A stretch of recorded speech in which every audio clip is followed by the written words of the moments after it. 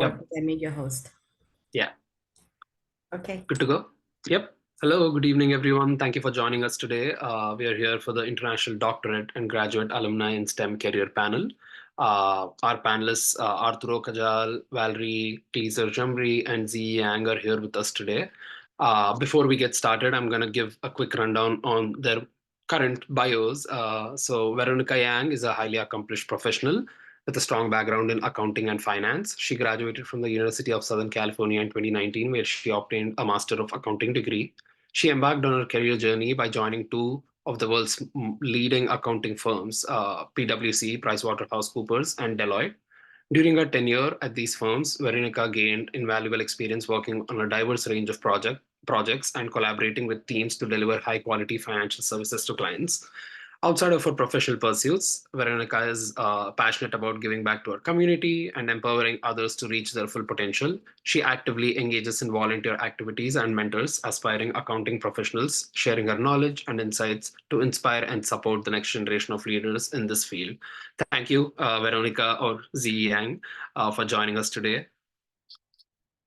And Arturo Kajal is an international PhD candidate at USC's Aerospace and Mechanical Engineering Department.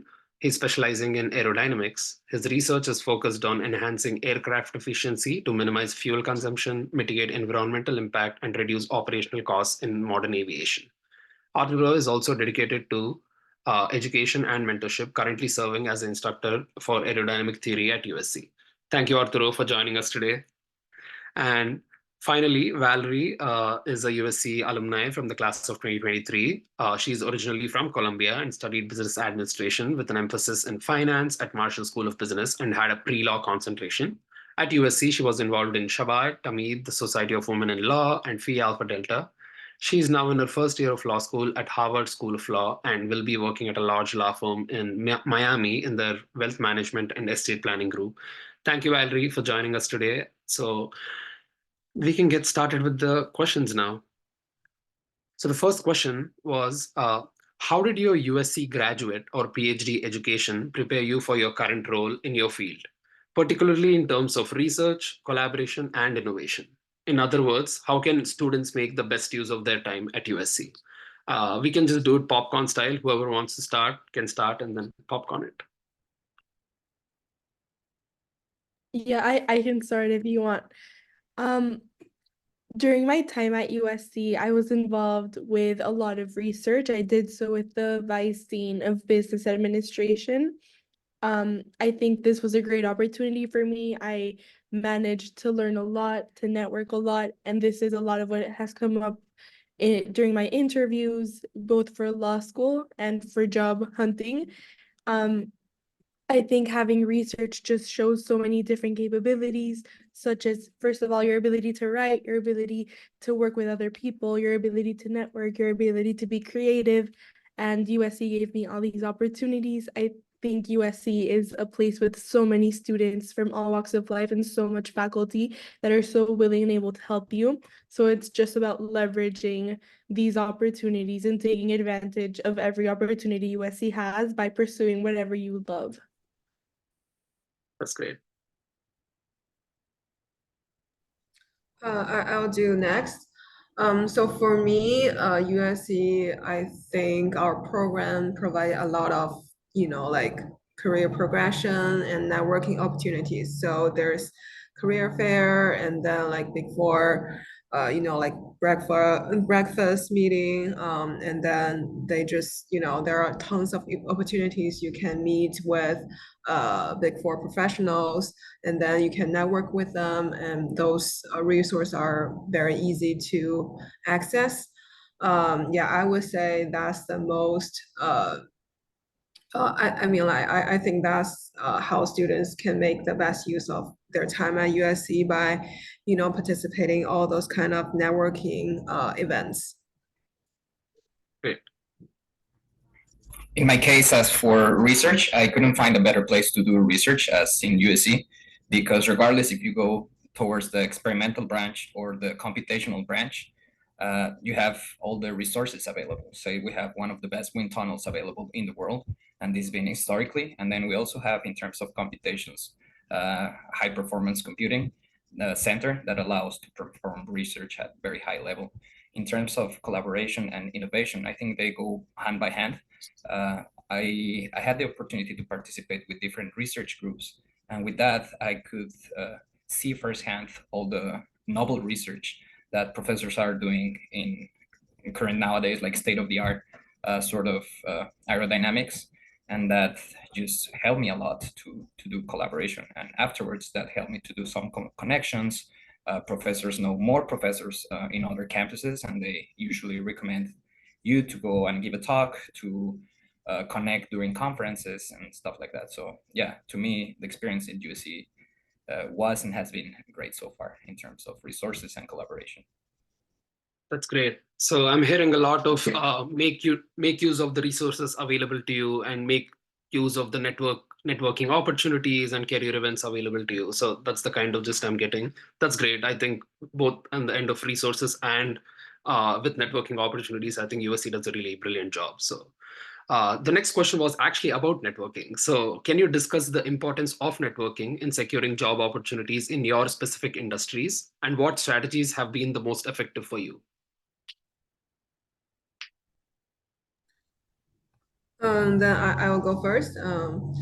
So yeah, I'm thinking, so for accounting, networking is definitely very, very important, or I would say it's like even more important than your GPA, because essentially people are looking for a good person or a great person to work with, not just your good grades. So I would say networking is just like a trial run of, like working with people. Like people will know, okay, what is your working style? Can you communicate? And then like, can you, express yourself? And then what is your style?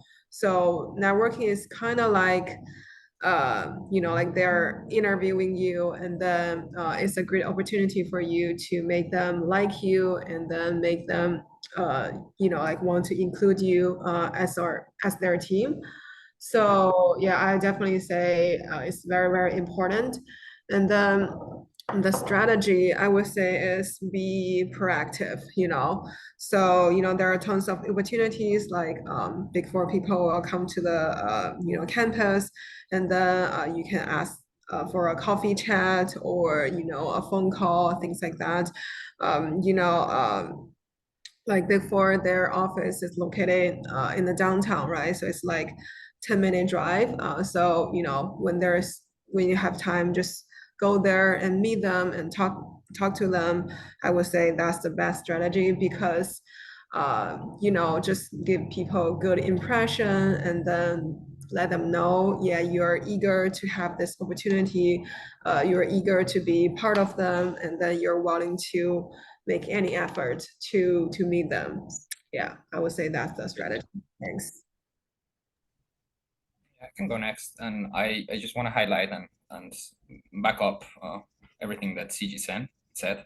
It's very important to be proactive, to knock the door since the very beginning, and that professors know that you're interested in just knowing more about research, and that you see them as this channel in which you can bounce off ideas with them, and then you can start making progress.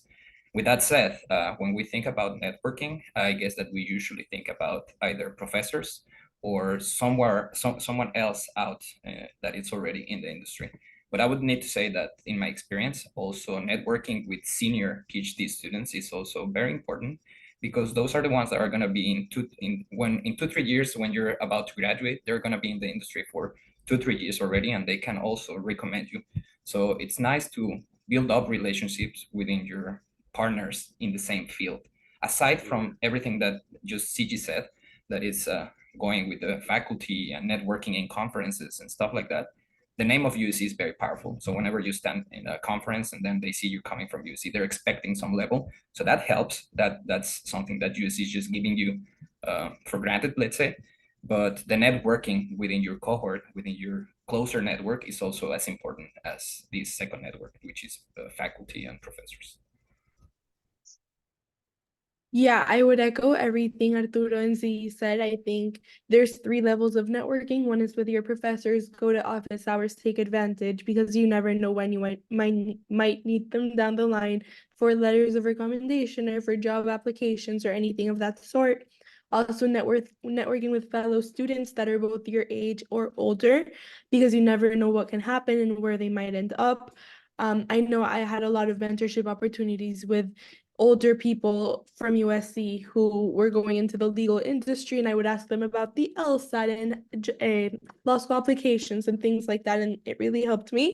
And finally, people outside the industry, as he was saying, USC is located in such a great location, so don't be afraid to cold email, to cold call, to show your proactivity, to say you want to talk with some people, and they're always happy to talk to you because there's a lot of people with great GPAs, but they want to see that you are a go-getter. Exactly. Great. Yeah. So I'm hearing a lot of being proactive, reaching out to people. Yeah, just putting a face to like your paper or like your resume, right? Like just showing up and like saying I'm present and I'm willing to do the work. So great. Yeah, I think that's great advice. So the next question was, what are some common misconceptions or myths about working in finance or like accounting or law or aerospace or mechanical engineering fields in the US as an international graduate, and how would you address them?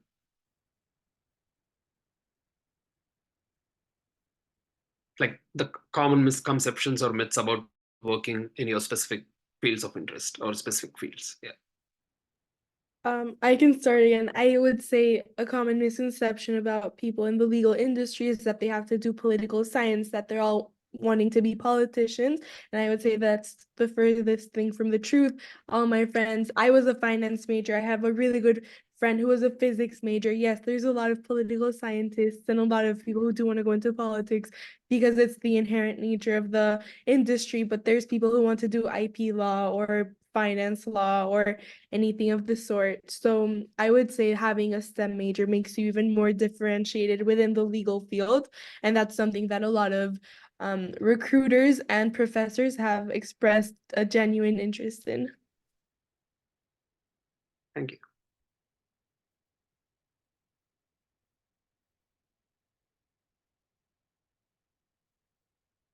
We have Having a hard time with my internet connection. Was this the fourth question? What advice would you give to international STEM graduates who are considering pursuing? no the fifth question. Sorry about that. Yeah. No worries. It's just yeah, that I probably want to get to that later. But yeah, we want to talk about the common misconceptions or myths about working in specifically for you in aerospace or mechanical engineering. I guess that the biggest on my end is that aerospace jobs are not open to international students. And of course, if you want to go right away to Boeing or SpaceX, there are some limitations, although there's international friendly programs and there's things that you can still get into the companies that are like top level. But just putting together things that we've discussed so far is LA, it's a great spot for aerospace and mechanical engineering. So there's a lot of startups that they're doing very cool projects that are pretty solid. And I have a bunch of friends who graduated, and there's the option of going, let's say, Tesla, which requires no clearance, and you can still apply all your mechanical and aerospace engineering knowledge. But if you are really passionate about aircraft, there's a bunch of companies that are not maybe right away the main company that you want to work with, but there's options, there's opportunities, and all this comes with the hand of the networking that I was telling you. So people that start getting opening a little path and branches for you are going to be as important as you being proactive. So I think that's one of the biggest misconceptions, at least in my field of mechanical and aerospace industry, that you cannot get an aerospace job. You can, you just need to be open that getting to the Ivy League companies, it's just gonna take a little bit longer, but it's doable, it's possible, and I've seen it over and over.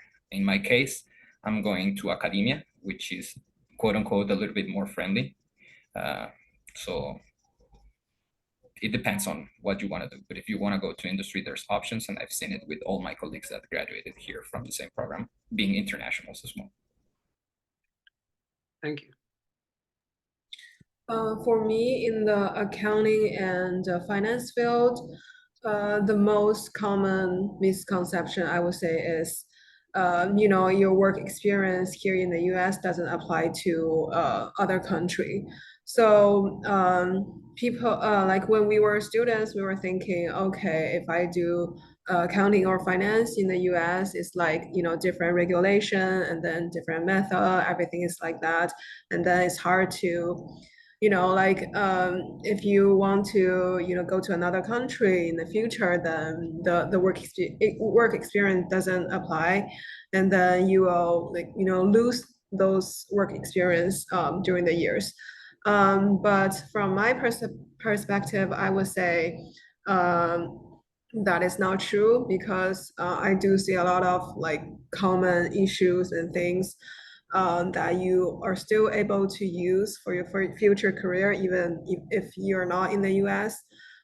So I would say, yeah, just you know, like go for it. Those are you know, like definitely all valuable experience. Great, great. Thank you. That was fantastic advice from all three of you. Great. So next question, we would like to talk about mentorship, as Valerie already mentioned. So can you speak to the role of mentorship in your career journey as an international graduate in STEM? How did you find mentors or build supportive professional relationships?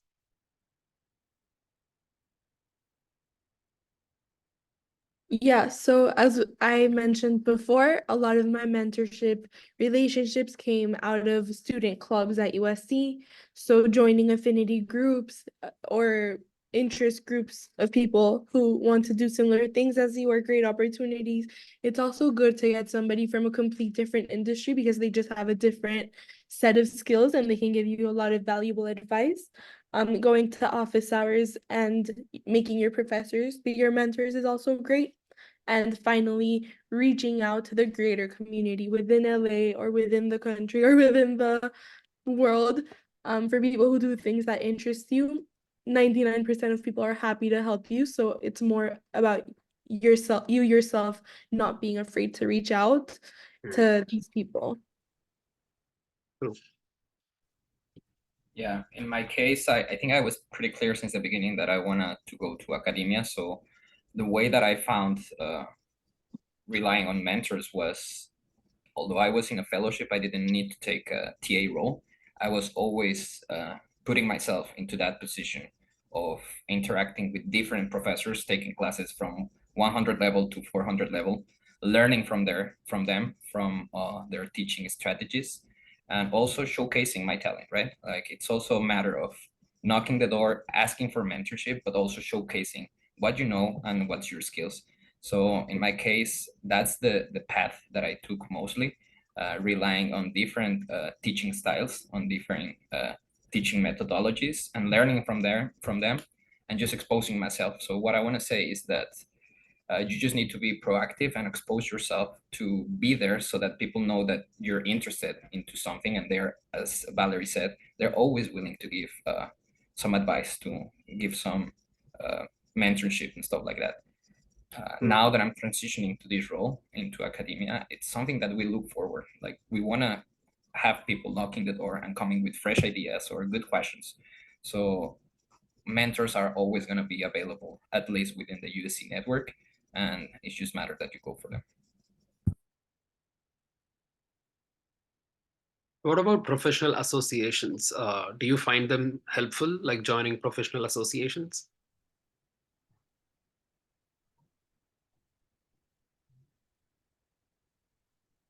It is. I've seen it. I've seen it. In my case, it was not the case, but I have some fellows, international fellows. I'm from Mexico, so I have many international Mexican friends that they rely on those, and of course they work. They have the most common one here in engineering is SHIP, which is the Society of Hispanic Engineers and Professionals. So that's one of the biggest ones in the country, and they have a annual conference, which is very good. I've seen people getting jobs out of there. If it's not jobs, maybe PhD positions and stuff like that. So yeah, all these resources are super valuable. As I mentioned, I think that since the beginning, I was pretty clear that I wanted to take mostly academia rather than industry path. So I didn't take much advantage of those, but I know they exist, and I know they're quite reliable for people that is close to me. For myself, I would say mentorship is very, very important. So when I was doing the job hunting, I did get a lot of mentorship from, like professionals. So those are, USC alumni. For example, like I graduated 2019. I just reach out to students from like a class of 2018, 2017, and then they just give me a lot of advice, suggestions, and then give me opportunities to mock interview with them, and then referral, things like that. So yeah, I would say mentorship is very, very important. And now, like I've been working, like for many years, and I still say, this mentorship thing is very, very, very important. I still reach out to them and say, hey, for example, I encounter this kind of issue, or how do you communicate promotion, things like that. So I would say like mentorship is very important throughout my career. Great. Yeah, and I would say, like reaching out to alumni is definitely a good way to build supportive professional relationships. Great. Yeah. I think we also have an international student mentorship program, which is run by the USC Career Center. So I'm just pitching that in here to all the students. So please do join the mentorship program. The applications generally open in December, and the program runs from January to May. So yeah. And the next question, we'll be hitting on some key resources. What are some key resources or opportunities that you leveraged as international STEM graduates to enhance your job search and professional development in the US? I would say the part of being an international student that helped me the most are languages and Mhm. just knowledge of a different geographic region. So for me, that was Latin America. It's not exactly a resource, but you can use it as a resource. Um, I think in the legal industry, there's just so much cross collaboration between different countries and different regions, and you being able to express that you not only are familiar with, but you know how everything works in another part is very valuable. And languages are something that just give you a competitive edge over everyone. Mhm. Some resources from USC, they have a lot of like conferences with law schools that come to talk, or I remember in the quad just being surrounded by recruiters all of the time. So those are definitely some resources that I took advantage of at USC, and that can help. And they have a really good professional school advising program. Awesome. Not just because this is hosted by the Career Center, but the Career Center is one of the biggest resources that we have here at USC. And I think people is not aware of it, of how efficient it could be or how good it can enhance your professional profile from your resume going all the way down to interviews, practicing interviews.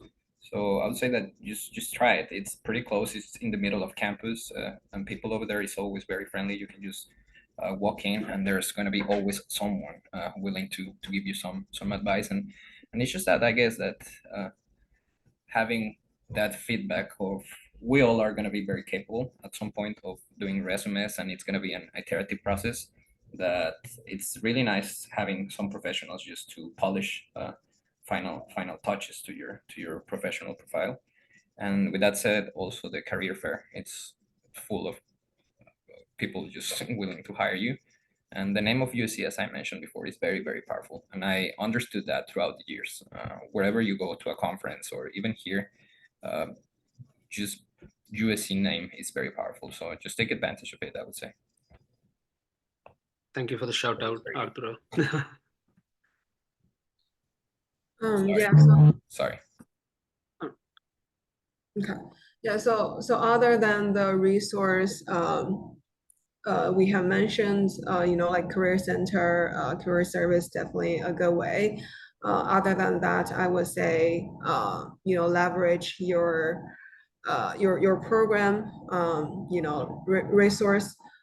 For example, I remember like our program, they just, like hold like little like seminar or like for international students and just say, hey, when to apply for OPT, when to apply for CPT, things like that. And then obviously there's other kind of considerations like we international students should pay attention to. So yeah, I would say yeah, just leverage your program resource as well. Great.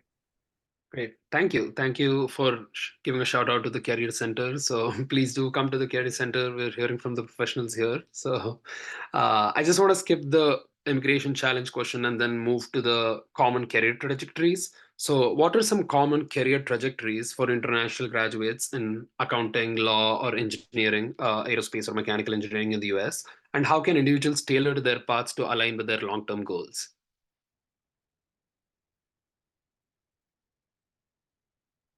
I would say that for international students, they tend to gravitate more towards either universities through research because the immigration process is just easier that way, or large companies that are willing and able to receive international students and they know how everything works.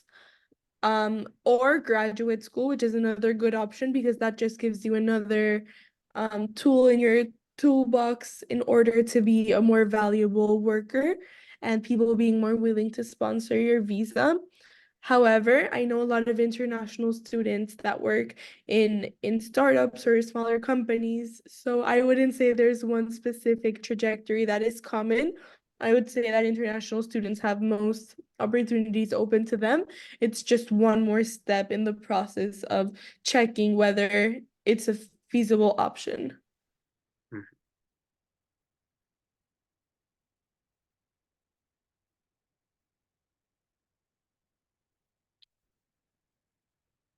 Oh, you're muted.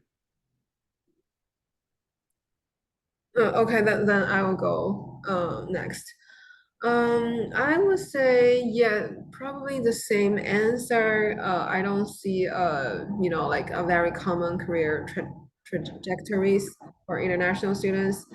I mean, it's pretty much the same as like all other people, for us, it's just like, okay, you go to accounting firm and then you're associate and then senior and then progress to manager, senior manager, and ultimately partner. Yeah, but that's difficult, obviously. But yeah, I don't see there's any is any different for international students. It's just the same as like a lot of other people in the US. Yeah. Yeah, I would say that I agree with them. There's no fixed trajectory for mechanical engineering, I would say. In my case, we were four international students within my lab starting at the same time, and two went to industry, two went to academia. So it's 50-50 in our case. The ones who went to industry, the only caveat for them was the clearance because it's aerospace. But aside from that, there was no other limitation that they encounter. Yeah, I guess also getting the degree in STEM, it's very powerful because it gives you the opportunity to have your OPT extension, which is 2 more years. So you will have an OPT if everything goes well for 3 years. So yeah, I would say that Great.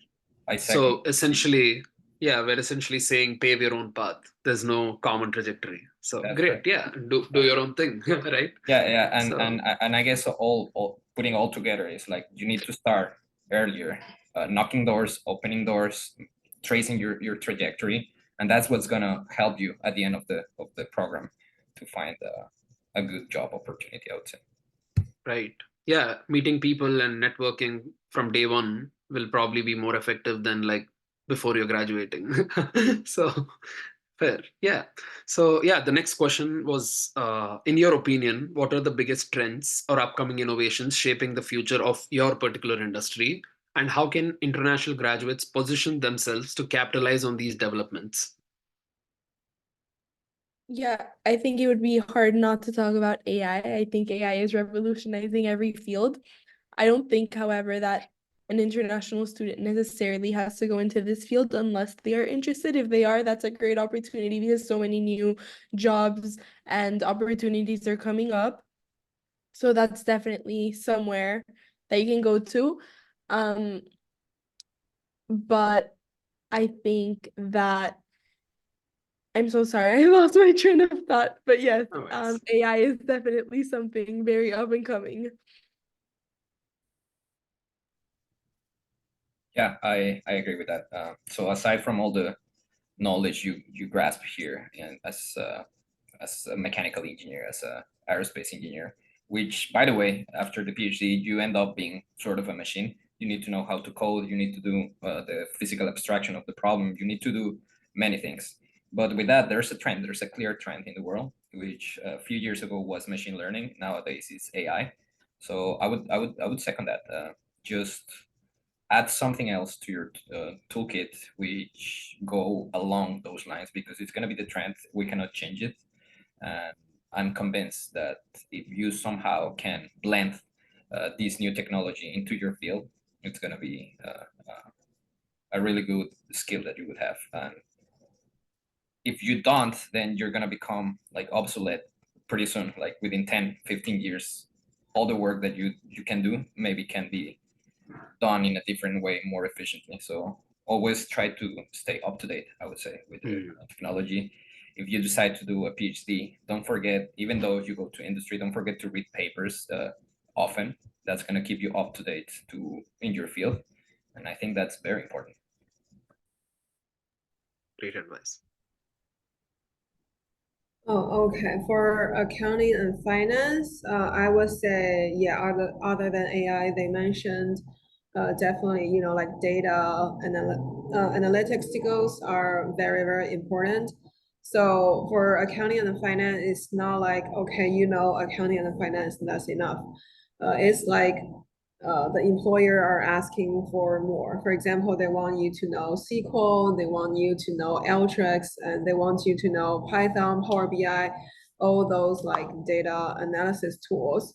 So I would say it's definitely not like maybe 10 years ago, you go to Big Four, accounting, that's enough.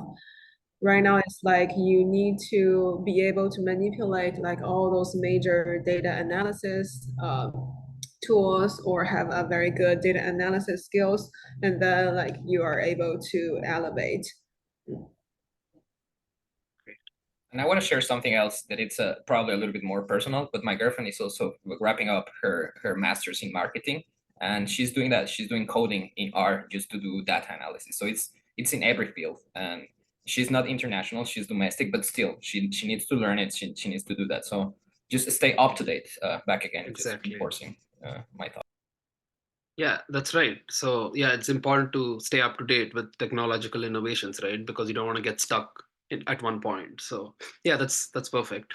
I just have a couple of lighthearted questions to end this so that we can open up for questions. So what advice do you have for international students for maintaining personal fulfillment alongside career success? So how to achieve work-life balance, basically, because as an international student, there's so much stress. You're thinking about OPT, CPT, sponsorship. You're thinking about a lot of things. So what advice do you have for international students, like for maintaining personal fulfillment alongside career success? Yeah, so work-life balance means something different to every person. So I'm going to talk specific to my experience. I think being an international student is really difficult because you're in a different country, you're learning new customs, you might be far away from home, so it can be very hard. However, I think it's important to take off that pressure, to reassure yourself that everything is going to be okay. You're at a great place with a great support system. Surround yourself by people who you can trust, and who will have your back. I would also say to just enjoy every moment because you only live one time. So if you want to take a trip that's not irresponsible, do it. You're gonna remember that in 2 years, and you're not gonna remember the paper that you can cram out in one night. So obviously be responsible, but also enjoy you're doing great stuff, and you also deserve to reap what you sow and enjoy life. Great.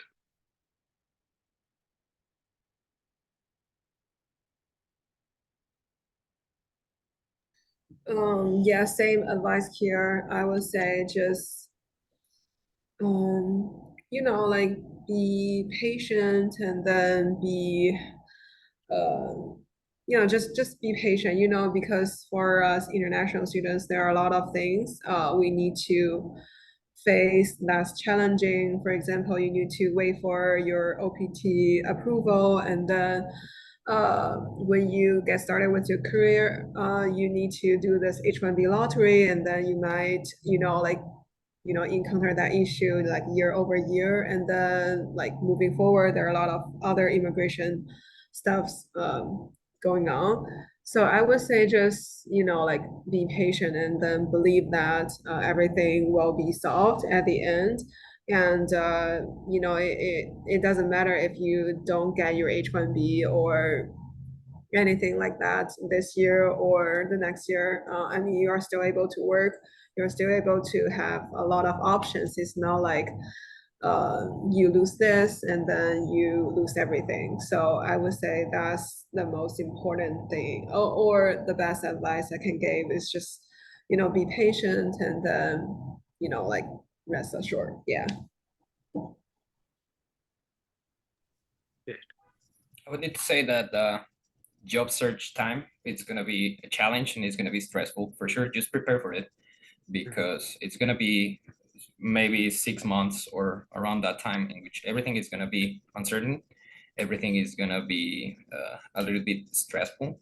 So you just need to be prepared for that. And preparation means everything that we've been discussing today so far, just since the very beginning, knocking doors, preparing yourself. Because if not, it's going to become even more challenging when you get to that point. With that said, I would say that enjoy the challenge, because once that you pass it, it feels very, very good. It's like one of the biggest victories. It's like gold, dust of gold. It's a very big treat when you pass this challenge. But what I want to emphasize is that it's just that time. It's around, as I said, 6 months. So once that you get it, wellness is super important. So to be good at your job, to get that H-1B lottery, to be ready for those challenges, you need to be very well physically. You need to be rest. Your brain needs to be very sharp so that you can make more accurate decisions at the end of the day. So just prepare for that time. It's not gonna be a easy time, but it's neither impossible. Like many people can do it. So just rely on all your resources, rely on people that you trust, as Valerie said, and be prepared. But once that you pass that challenge, don't forget about wellness. Wellness is super important. Else you're gonna burn out, and having a 50% sharp brain is not good. So just take a break. If you feel you're really burned out, take a long weekend, go to a hike, go to a small trip. Don't feel guilty, as Valerie said, because that's just gonna recharge your energy. That's gonna be helpful at the end of the day. Just start realizing, start preparing, but enjoy the challenge, I would say. Great. Challenge. Nice. Thank you for all the advice. So we're going to open to Q&A now.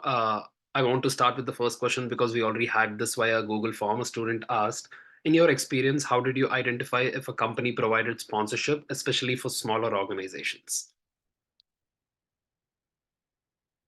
Talk to people, I guess. Just use LinkedIn, see who's working there, see who has an international name, send message, and just ask how was their process. Just knock the door, ask. And that's stalking. Stalking with LinkedIn is one of the biggest tools that you can have.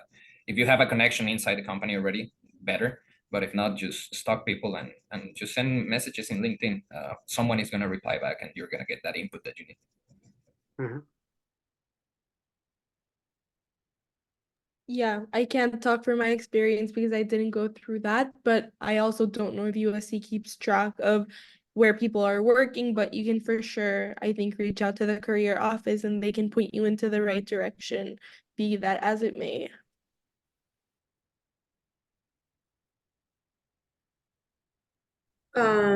Yeah, same here. So, and there's a website called My H-1B Visa. So you can go to that website and then type the company name, and then you're able to see if it has any sponsor history to tell. Yeah. That's great. I Thank didn't you. know about that. Sponsorship history. Yeah. All right, then we are opening to questions now. So feel free to either type them in chat or like feel free to show yourself and like ask the question.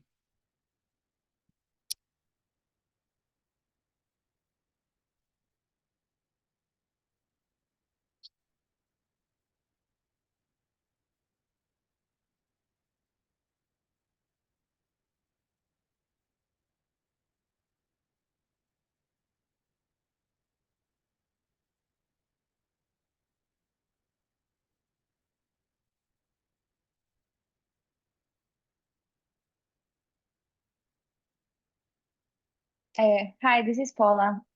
Thanks for all of the insights. I had a question about like kind of like finding a mentor versus just networking. Like how's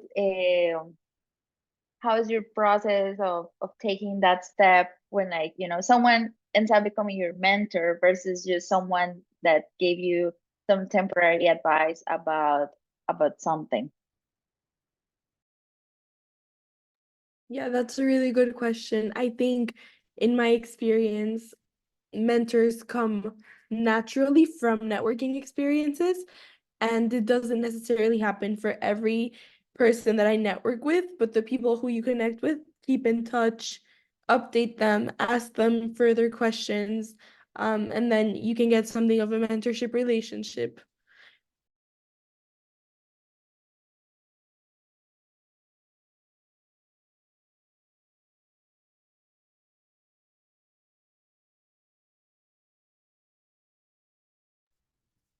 Yeah, I guess that I second that too. And then once that the relationship starts building up, just be upfront on what's your expectations and if they can provide that help within their scope of research or whatever they are doing.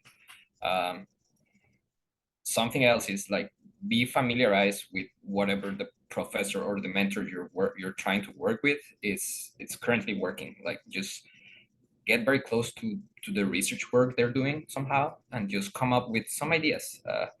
They know that we are beginning in this process, so they're just looking for that curiosity that you have for one topic and specifically in their area. From there, you can start like making some progress. So I would say that at the beginning, just get in touch, know them, and then after 2, 3 interactions, you will have that feeling. I don't know how to describe it, but you will know if the interaction it's flowing. Then I guess that just be upfront. Tell them like, hey, I want to do this project, and I think you're the person that can guide me through the process. Can you help me? And this is my timeline, or can we discuss a timeline? Like just be open and be upfront with them, I would say. But stop them a little bit. just get a lot of what they're doing currently. Thanks so much.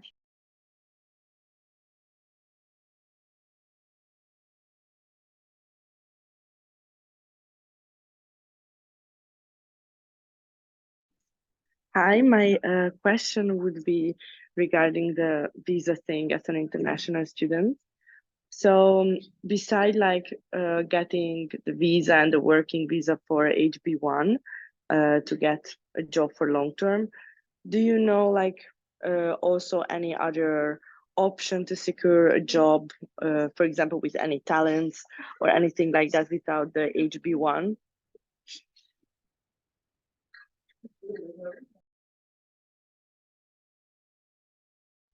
I'm aware of an outstanding visa. I don't really remember what's the acronym for it, but depending on how much citations you get or how much research work you can do, you can just get a different type of visa that is not the H-1B visa that allows you to keep on working here in the US.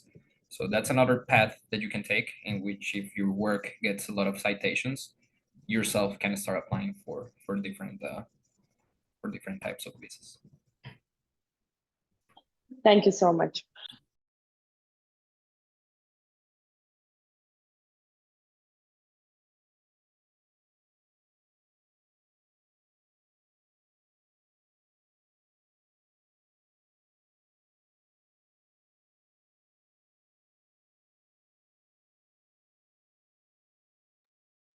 Do we have any other questions? I just wanted to say thank you because really like listening to your journey, like, you know, we could like learn that it's not like being an international is this, you know, like weird species that, you know, it's a whole different path. You know, there's a lot of options and there's a lot of successful people and there's a big community that we can tackle on. So thanks for that. It was my pleasure. And I also want to say that you have my name here. I'll give you my email, my UC email, and just feel free to send me a LinkedIn invitation, and then we can connect and hopefully we can help out each other in the future, either short or long term. So I'll just put my email over there and feel free to reach out anytime. Yeah, me too. I'm gonna leave my email, and if anyone needs me to help them with anything or ask any questions, I'm happy to do so. So I'll leave my email, and then you can look me up on LinkedIn.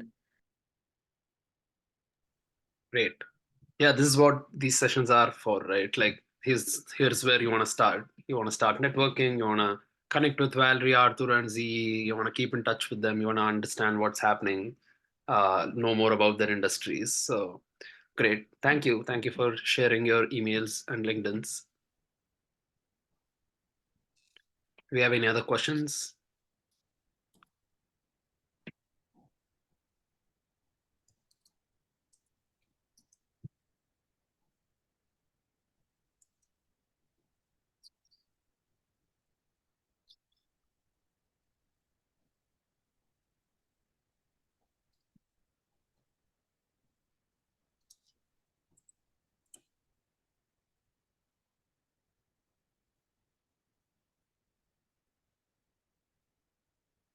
Yeah, like we already mentioned before, this session is recorded, so it will be uploaded to the USC Career Center YouTube channel. So feel free to share it with your friends or any other people who you think this would be helpful to. And yeah, if there's no more questions, then I would like to thank Arturo, Valerie, and Z for their valuable time today. And thank you all for joining us today. It was wonderful to hear from three professionals doing really well in their industry. So yeah, thank you. Thanks for the invitation. Thanks. Thank you. Thank you.